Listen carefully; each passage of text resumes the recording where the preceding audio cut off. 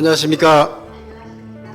네, 이번 강의는 이름 없는 하나님이라는 책을 가지고 한 몇 주에 걸쳐서 강의를 하고자 합니다. 그 첫 번째 강의인데요. 유일신 신앙에 대한 여러 오해들에 대한 그런 내용을 오늘 중심으로 말씀을 드리겠습니다. 이름 없는 하나님이라는 책을 쓰신 그 저자는 저의 개인적인 스승님이기도 합니다만은 김경재 교수님이라고 계십니다. 그래서 김경재 교수님에 대한 소개를 먼저 잠시 해드리고 그 다음에 강의를 계속 이어가겠습니다. 김경재 교수님은 한신대 신학과를 나왔고 연세대학원에서 신학을 하셨고 고려대 대학원에서 동양철학을 하셨고 미국 듀북대학교에서 신학 석사, 그리고 미국 클레아몬트 대학원 종교학과 박사과정을 이수하신 후에 네덜란드 유트레흐트 대학교에서 박사학위를 취득했습니다. 다양한 학교에서 공부하셨다는 것을 알 수가 있지요. 현재 계속해서 한신대학교 교수로 계시다가 지금은 은퇴하셔서 명예교수로 계시고요. 사개오 작은 교회를 개척하셨고 그리고 지금은 또 원로 목사로 계십니다. 김경재 교수님의 말씀에 의하면 자기는 폴 틸리나 존 힉 그리고 존 캅, 라이문도 파니카, 폴 리터 같은 그런 신학자의 사상에 큰 영향을 받았다고 합니다. 저자의 저술 목적에 대해서 먼저 좀 같이 살펴보는 게 좋을 것 같습니다. 김경재 교수님은 성경의 유일신 신앙은 무엇인가? 그리고 샘족 종교의 유일신 신앙은 서로 다른가? 그리고 이러한 유일신 신앙이 한국에 있는 여러 신앙들과 어떤 관계를 가지는가? 그리고 끝으로 참된 의미의 유일신 신앙은 어떤 신앙을 말하는가? 이런 주제를 가지고 이 책을 썼다고 말하고 있습니다.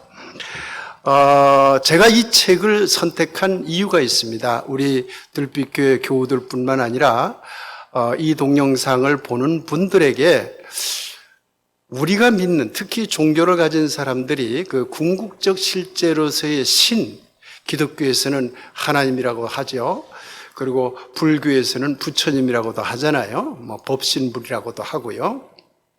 또는 도교 같은 용어로 하자면은 도라고도 하잖아요. 그런 궁극적인 실제 또는 모든 존재자들의 근원, 시원, 시작. 도대체 그런 분이 있다면 그분은 도대체 어떤 분일까? 그런 진리가 있다면 그 진리는 도대체 무엇일까? 라는 데 대해 많은 사람들이, 특히 종교를 가진 사람들이 궁금증을 갖습니다. 이 책은 바로 이런 궁금증에 도달하는 굉장히 중요한 책 중에 하나인데요. 그래서 저는 이 책을 통해서 우리가 믿는 하나님 또는 유일신이라고 말하는 야훼 신앙이 도대체 어떤 의미를 가지는가? 이것을 파악함으로써 좀 더 그런 하나님에 대한 올바른 진리를 어떻게 바람직하게 알아나갈 것인가? 그리고 경우에 따라서는 그런 분을 우리가 어떻게 만날 것인가? 라는 그런 희망을 가지고 이 책을 선정해 보았습니다. 저자는 유일신 신앙에 대한 오해가 4가지 있다고 얘기하고 있습니다. 그래서 이 책을 보면은 첫째, 유일신 신앙은 하나라는 숫자 개념이 아니다 라고 말하고 있고, 두 번째는 유일신 신앙은 여러 신들이 있는데 그 신들 중에 최고의 신을 대상으로 하는 신앙이 아니다 이렇게 말하고 있고, 세 번째는 유일신 신앙은 샘족계 종교, 샘족계 종교라고 하면 유대교라든가 기독교라든가 물론 가톨릭을 포함한 그리고 이슬람교를 말합니다. 이런 샘족계 종교들이 문화 속에 한정된 그러한 신을 대상으로 하는 신앙이 아니다. 이걸 말하고 있는 것이고요.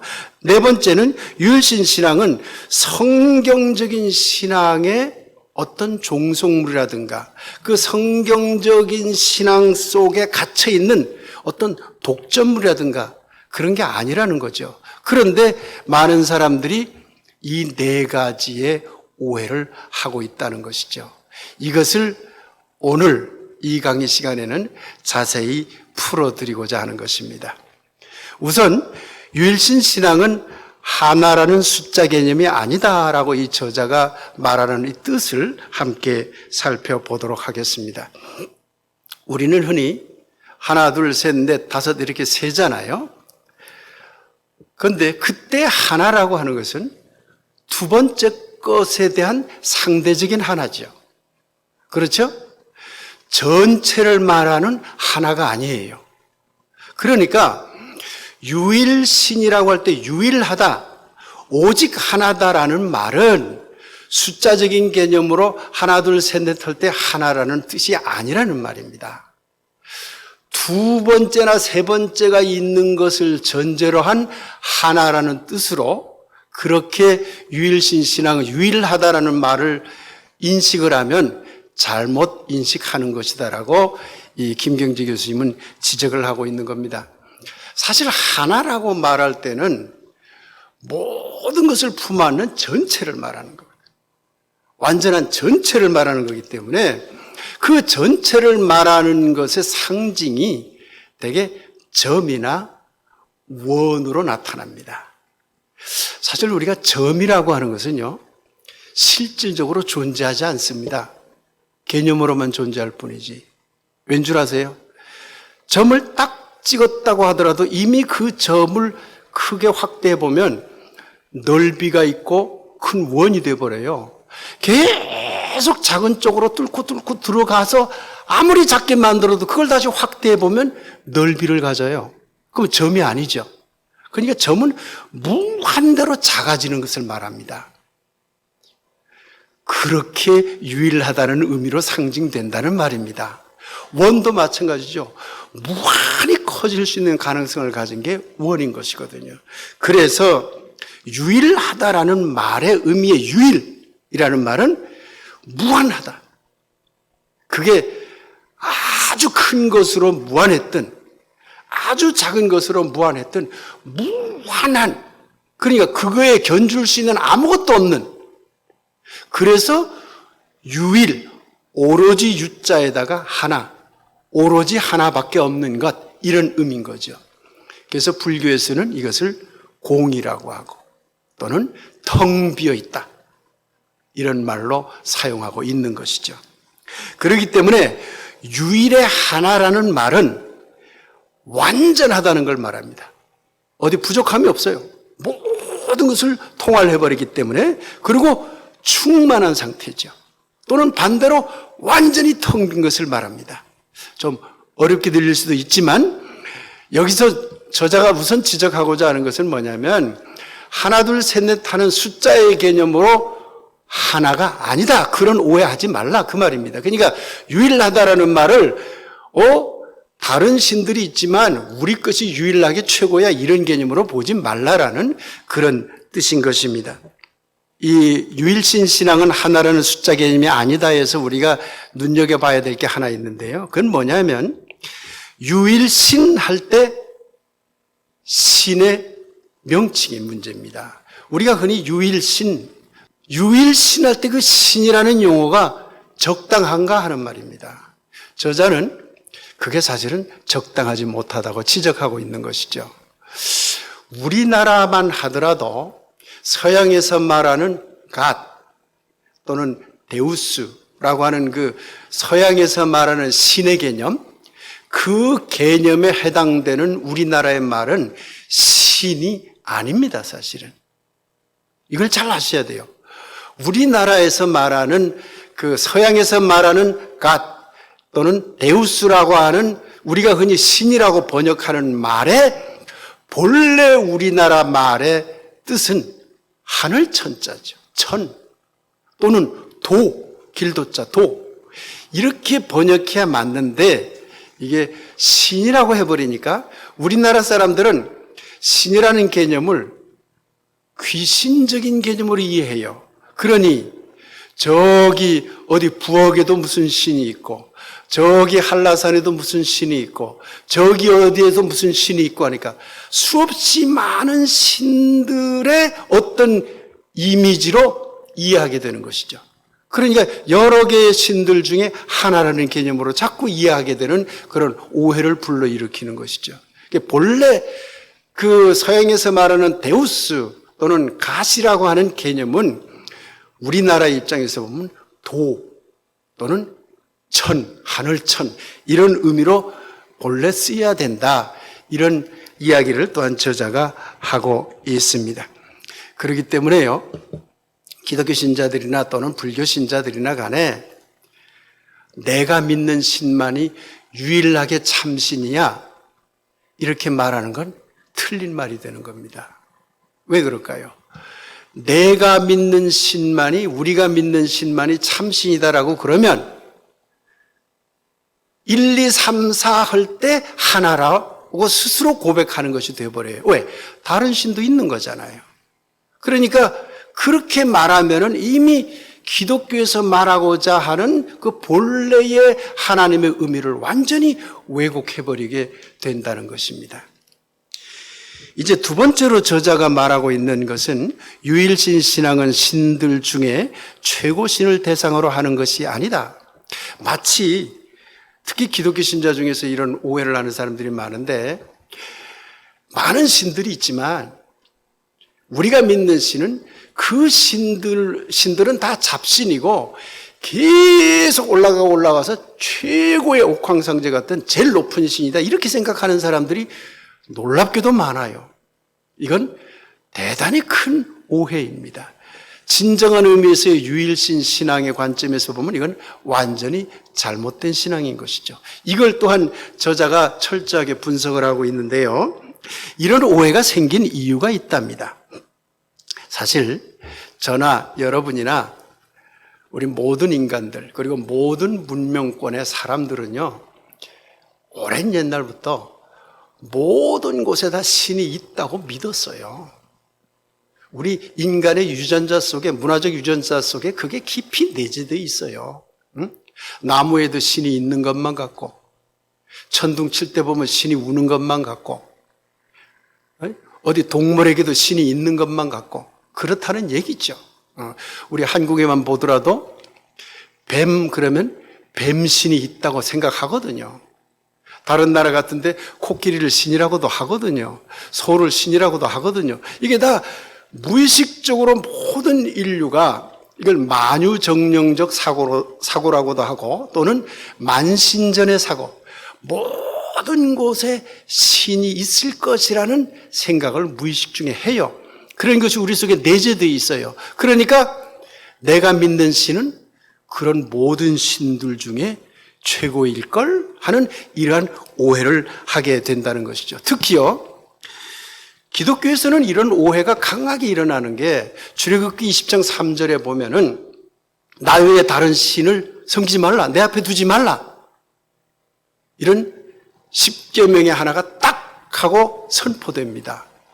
나 이외에 다른 신을 섬기지 말라, 내 앞에 두지 말라라고 하는 말은 나 이외에 다른 신이 있다는 것으로 생각할 수 있는 가능성을 강하게 불러일으키는 성서 구절이죠. 그래서 특히 기독교 신자들에게 이런 오해가 많이 생기고 있다는 지적입니다. 리처드 니버라고 하는 유명한 신학자이면서 목사님이 계십니다. 이분이 철저한 유일신 신앙과 서구 문화라고 하는 책을 썼는데요. 철저한이라는 말을 붙였어요. 그러니까 우리가 일반적으로 생각하는 유일신 신앙은 잘못된 거고 철저하게 유일신 신앙을 믿으려면 그게 제대로 온 유일신 신앙이어야 된다. 이런 관점에서 쓴 책이라고 보시면 됩니다. 그래서 이 리처드 니버는 뭐라고 말했냐면요. 서양의 종교와 서양의 문화, 서양의 역사는요. 철저하게 유일신 신앙에 대한 왜곡 또는 배반의 역사였다고 지적하고 있습니다. 이건 놀라운 지적입니다. 아니, 기독교가 유일신을 믿는 종교라고 스스로 생각하거든요. 기독교 신자들, 우리가 유일신 믿는데 그런데 리처드 니버라는 신학자는 바로 당신네들이 사실은 유일신 신앙을 왜곡하고 철저하게 배반했다. 그 이유가 뭘까요? 이제 그 이야기로 좀 들어가 보겠습니다. 리처드 니버는 다신론적 신앙, 일신론적 신앙, 그리고 철저한 유일신론적 신앙이라고 하는 관점에서 신앙의 유형을 나누었어요. 어떤 시대 또는 어떤 지역을 가서 보면 다신론적인 신앙을 가지고 있더라. 또 어떤 시대, 어떤 민족, 어떤 지역을 가보면 일신론적인 신앙을 가지고 있더라. 그런데 사실은 정작 바람직한 것은 철저한 유일신론적인 신앙이어야 된다. 이걸 이제 설명하고 있는데요. 그렇다면 다신론적 신앙이란 뭐냐 하는 거죠. 이거 잘 들으셔야 됩니다. 다신론적 신앙이라고 하는 것은 단순하게 조금 전에 제가 말씀드렸듯이 만유정령적인 여기도 신이 있고 저기도 신이 있고 모든 게 신이 있다고 믿는 그런 걸 말하는 게 아닙니다. 이 다신론적 신앙이라고 하는 것은 나는 어떤 신을 이렇게 믿어. 저쪽 민족은 우리는 그 신을 저렇게 믿어. 저기 가보니까 또 다른 방법으로 믿네. 다양하게 믿어요. 믿는데 따지고 보니까 다 같은 방향을 향하고 있더라는 말입니다. 그러니 사실요, 기독교에서 흔히 우리가 믿는 신만이 오로지 참신이며 우리가 믿는 신앙의 방법만이 올바른 방향이다라고 생각하는 것은 대단한 독선이라는 걸 알 수가 있습니다. 다른 종교, 다른 민족의 경우에도 전부 다 자신들이 궁극적인 것을 찾아나가요. 그런데 찾아나가는 방법과 찾아나가는 어떤 목표 지향성이 좀 서로 다른 거야. 그러니까 보면 다르게 보여. 그러나 깊이 들어가서 보면 하나로 이어지고 있다는 걸 알 수가 있는 것이죠. 이것을 조금 어려운 말로 다자로서의 일자 이렇게 얘기를 합니다. 여러 가지 모양이지만 사실은 하나를 향하고 있다. 그런 뜻입니다. 이런 신앙을 굳이 나쁘다고 할 수 있겠습니까? 우리가 일단은 요 정도에서 한번 이 신앙에 대해서 깊이 들어가지 않고 다음에 계속 나오니까요. 이 리처드 니버의 다음 이야기로 들어가 보겠습니다. 일신론적 신앙이라고 하는 게 뭐냐? 이것이 큰 문제입니다. 일신론적 신앙이라고 하는 것은 뭐냐면 앞서 제가 말씀드렸듯이 여러 신들 중에 최고의 신으로서 모든 신을 지배하는 것. 그러니까 그 최고의 신 앞에서는 그 어떤 것도 꼼짝없이 다 복종해야 된다라는 개념의 신앙을 일신론적 신앙이라고 합니다. 리처드 니버의 지적입니다. 그리고 이건 리처드 니버의 지적만이 아니라 오늘날 신학자들이 다 그렇게 생각하고 있는 것이죠. 여러분, 기독교가 황제 종교가 됐어요. 중세 기독교가. 그래서 교황권도 강화되고 그랬던 거 아니겠습니까? 왜 그랬을까요? 최고의 신의 개념으로 들어왔기 때문에 그런 겁니다. 그러니까 황제라는 최고, 교황이라는 최고 밑으로 쫙 밑에 위계성이 강조되는 종교가 된 것이죠. 기독교만이 아닙니다, 이것은. 다른 종교도 이런 일신론적인 신앙의 형태가 나타납니다. 따지고 보면요, 일본의 천황제도도 일신론적 신앙의 하나라고 할 수 있습니다. 나치즘도 일신론적 신앙의 하나라고 할 수 있는 것이죠. 그러니 이것을 좀 어려운 말로 표현하면 앞서 다신론적인 신앙을 다자로서의 일자 이렇게 얘기했잖아. 이번에는 일신론적 신앙은 다자 중에서의 일자. 조금 용어가 다르죠? 다자로서의 일자는 다 여러 개지만 그냥 사실은 하나다 이런 말인데 다자 중에 일자라는 말은 여러 개 있는데 사실은 일자 하나는 나뿐이야, 이런 개념이 되는 것이죠. 진정한 유일신론적 신앙은 무엇인가? 이것은 이 강의를 통해서 두고두고 이야기하게 됩니다. 그러니 철저한 유일신론적 신앙이 무엇인가, 이 궁금증을 항상 가지고 이 강의를 계속 들어주시면 좋을 것 같습니다. 유일신 신앙은 샘족계 종교들의 문명신 신앙이 아니다라고 김경재 교수님은 지적을 하고 있는데요. 세 번째로 지적을 한 것이죠. 그런데 이렇게 오해한다는 거죠. 많은 한국의 기독교 신자들이 유일신 신앙은 기독교에만 있다, 이렇게 생각을 해요. 불교는 유일신 신앙이 아니다, 이렇게 생각을 해요. 심지어요, 이슬람교하고 유대교도 기독교 신자들이 비판을 해요. 자기들만 유일신 신앙이라고. 말도 안 되는 이야기입니다. 사실 유대교도요, 자기들이 유일신 신앙이라고 합니다. 이슬람교도요, 자기들이 유일신 신앙이라고 합니다. 샘족계 종교라고 하는 것은 유대교, 이슬람교, 기독교를 말하는 것이죠. 그러니까 이 세 종교는 다 자기들이 유일신 신앙의 종교라고 강조합니다. 그러면서도 싸워요. 그러면 불교는 유일신 신앙이 아닐까요? 힌두교는 아닐까요? 아니라고 단정합니다. 그건 교만이에요. 유일신 신앙에 대한 대단한 오해인 것이죠. 유일신 신앙은 비록 유대교, 기독교, 이슬람교에만 있는 것이 아니라 또 그들만이 유일신 신앙이라고 하는 것이 아니라 다른 종교나 다른 문화에서도 유일신 신앙을 항상 말해왔어요. 이 점이 매우 중요합니다. 따지고 보면 흔히 우리가 샘족계 종교라고 하는 것은 그 이스라엘이나 지금 아랍 민족, 이쪽의 민족들을 흔히 샘족 계열의 민족이라고 얘기를 합니다. 그러니까 거기에서 나온 종교들을 묶어서 샘족이라고 하는 민족이죠. 그 족의 종교라고 말하는 것이죠. 유대교, 기독교, 이슬람교를. 그러나 엄밀하게 말하면 이러한 분류는 조금 문제가 있긴 있습니다. 도리어 세계의 종교적 흐름을 놓고 보면은 김경재 교수님은 샘족계 종교라고 말하지 않고 이것을 이렇게 표현하고 있습니다. 예언자적 종교 유형.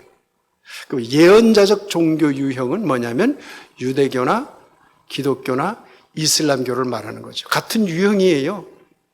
마호메트도 예언자라고 하거든요, 이슬람교에서는. 예수도 예언자라고 하거든요. 다 받아들여요, 이슬람교가. 네. 기독교에서는 예수는 예언자가 아니라 신이라고 그렇게 바꿔서 말하지만 그 앞에 나타난 많은 선지자들 다 예언자라고 하잖아요. 유대교에서도 그 전에 많은 구약의 예언자들이 있었던 것이죠. 그러니까 그런 전통을 공유하기 때문에 묶어서 예언자 종교 유형이라고 할 수 있는 것이죠. 그런데 세계 종교사적 흐름 속에 예언자적 종교 유형만 있는 게 아니죠. 신비적 종교 유형도 있는 것이죠.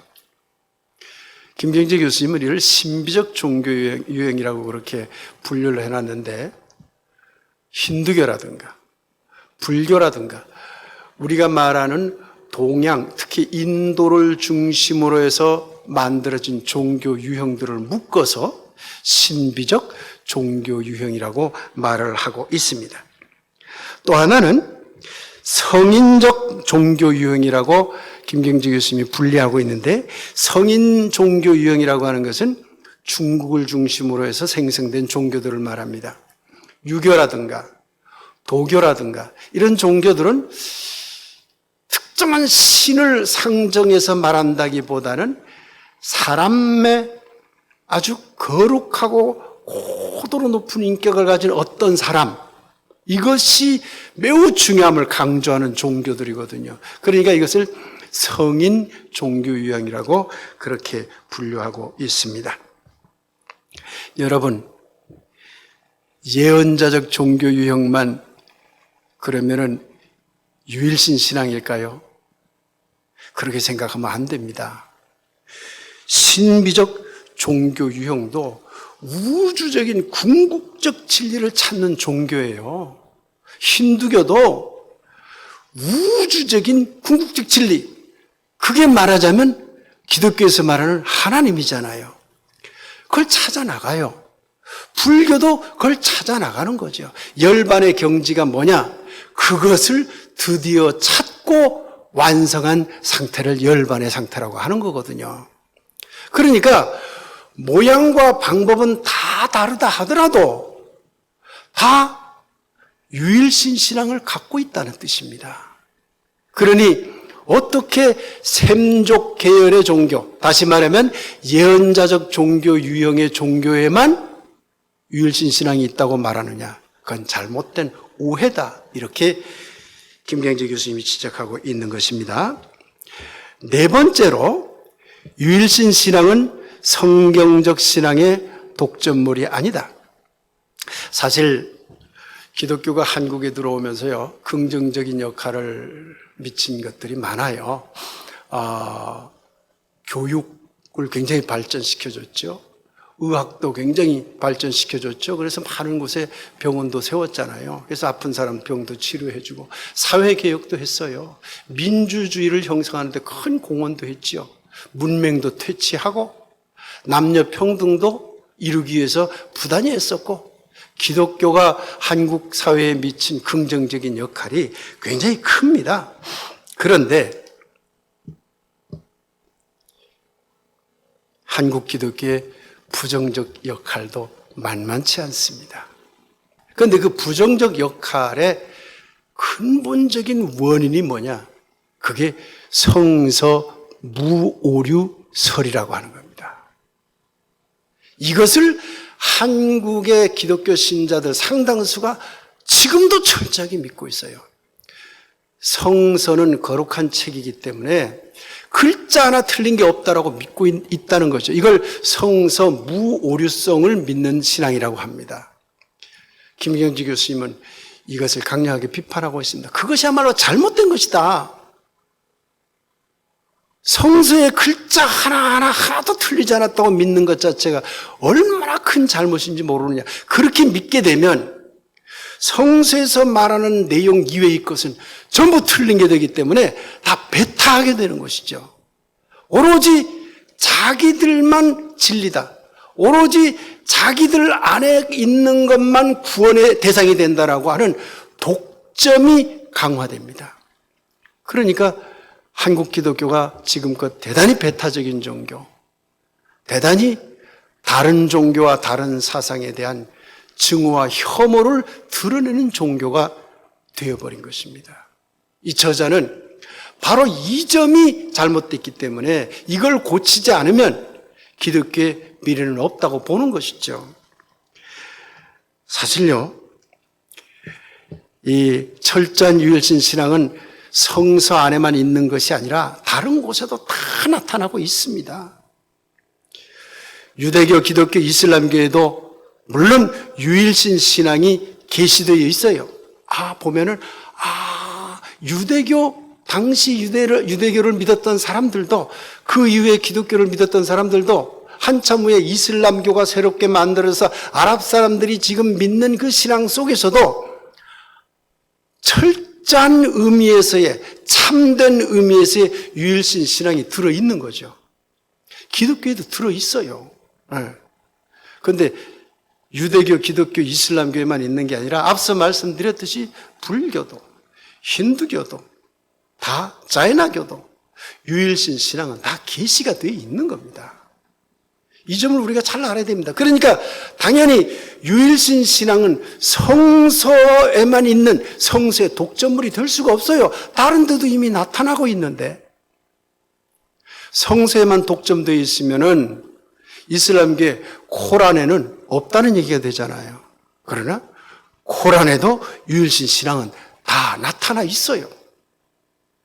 불경에도 유일신 신앙은 다 나타나 있어요. 도교의 노자가 쓴 도덕경에도 보면 유일신 신앙이 잔뜩 다 들어 있습니다.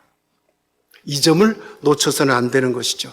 더군다나요, 한국의 하느님 신앙, 하늘 신앙, 하나님 신앙 안에는요, 기독교 신앙이 아닌 전통적인 하느님 신앙 안에는 그야말로 유일신 신앙이 가득 계시가 되어 있습니다. 여러분, 그렇다면 기독교가 들어와서 한국에 유일신 신앙이 들어온 거잖아요.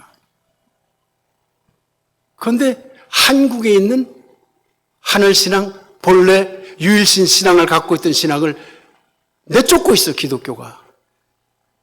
이게 말이 됩니까? 같은 유일신 신앙끼리. 그러니까 한 기독교 스스로가 저것을 내쫓으면 자기 스스로 유일신 신앙이 아니라는 걸 고백하는 것이 되는 거예요. 유일신 신앙이라고 하는 것은 우리가 믿는 이 신앙이 유일신 신앙인데 저쪽도 보니까 유일신 신앙이네? 그런데 접근 방법은 좀 다르네? 접근 방법이야 뭐 서로 배우지 뭐 이렇게 나가야 되는데 우리는 유일신 신앙이고 저것은 유일신 신앙이 아니라고 배척하는 것은 이건 말이 안 되는 거잖아요. 결국은 자기네 스스로 우리는 유일신 신앙이 아니다라는 것을 고백하는 결과밖에 가져오지 않게 되는 것이죠. 제가 개인적으로 참 좋아하는 원효 스님이 있습니다. 또 의상 스님도 제가 참 좋아합니다. 의상대사. 원효의 원융사상. 한국의 기독교 신자 여러분, 원효 대사의 원융사상을 조금이라도 공부해 보셨나요? 해보세요. 그 속에서 유일신 신앙을 알아낼 수 있습니다. 의상대사가 강조한 화엄경의 진리를 조금이라도 공부해 보셨나요? 그 속에서 유일신 신앙을 다 찾아낼 수 있습니다. 조선시대의 성리학 속에서도 유일신 신앙이 들어있고요. 동학의 그 깨달음 속에서도 유일신 신앙이 잔뜩 계시되어 있습니다. 그런데 그런 신앙들을 다 이방종교, 우상종교라고 해서 내쫓는다면 결국은 유일신 신앙을 내쫓아버리는 거잖아요. 그리고 자기는 유일신 신앙이라고 하면서도 다른 신앙과 다른 구별된 아주 좁아진 서양의 또는 이제 유대민족의 아주 좁아진 의미에서의 민족신을 한국에 들어온 결과밖에 안 되는 것이죠. 그래서 그런 식으로 기독교를 믿으면 결과적으로는 서양 문화와 서양 종교를 가지고 다른 문화와 다른 종교를 침략하고 지배하려는 문화 제국주의를 이룰 수밖에 없고, 그렇게 믿는 신은 제국주의적인 신이 될 수밖에 없는, 그래서 폭력적인 신이 될 수밖에 없는 결과를 가져오게 되는 것입니다. 이쯤 강의하면 김경재 교수님이 4가지를 중심으로 해서 이제 그동안 유일신 신앙에 대한 오해들이 이렇게 일어났다, 여기까지 우리가 들어보면 그러면 그 유일신 신앙이 도대체 뭐야? 이게 너무 궁금한 거죠. 성서가 증언하는 유일신 신앙이라고 하는, 그러면 그 뜻이 뭐지? 유일신으로 고백하는 것을 야훼, 여호와 신앙이라고 하는데, 그러면 야훼, 여호와는 뭐야? 너무나 궁금해지는 것이죠. 그래서 그 내용들에 대해서는 다음 강의에서 계속 이어가고자 합니다. 오늘 강의는 이것으로 마치겠습니다. 감사합니다.